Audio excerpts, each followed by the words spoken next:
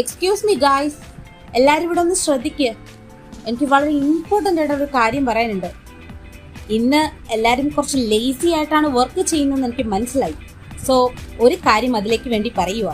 Derek sir അല്ല ഇന്ന് വരുന്നത്, ജൂക്ക് സാറാണ്. സോ നിങ്ങൾ എന്തെങ്കിലുമൊക്കെ പെൻഡിങ് വർക്ക്സ് ഉണ്ടെങ്കിൽ പെട്ടെന്ന് കംപ്ലീറ്റ് ചെയ്യാൻ നോക്ക്.